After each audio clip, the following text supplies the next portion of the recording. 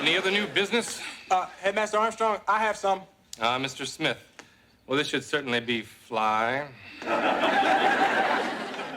I think the students at this school are being cheated out of a valuable learning experience. I'm talking about Coach Smiley's history class. That's Professor Smiley Smith. That'll be 10 laps. What's your concern, Mr. Smith?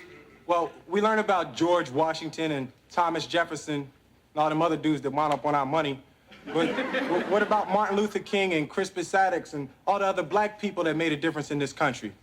You know, it's sort of like when there wasn't no pictures of any brothers on the wall. You know, Spike Lee's movie, Do the Right Thing?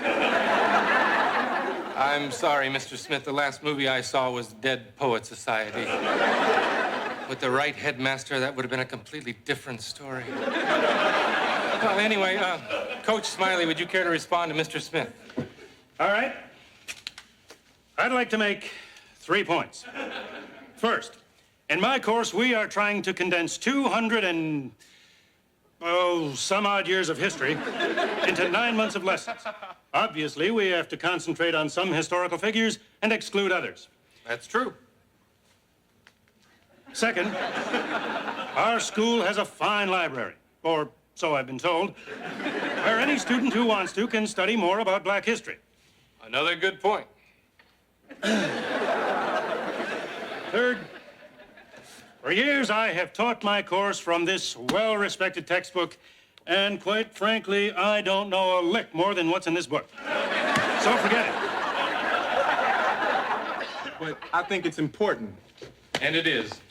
Unfortunately, the school rulebook clearly states that any request pertaining to curriculum changes be accompanied by A petition signed by 150 student signatures, Article 4, Section 9.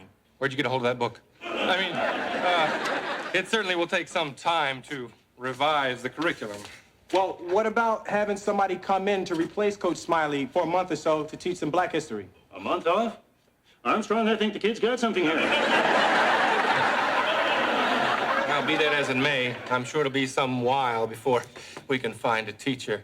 So, unless there's any other new business, this meeting is... I hate to say this, Mr. Armstrong, but it sounds to me like you're stalling. Not at all, Mrs. Banks. We just want to make sure that the person we get is properly qualified. For example, a college professor with a PhD who's taught black history and literature at the university level? Where are we going to find someone like that? You're looking at her. See you in a month.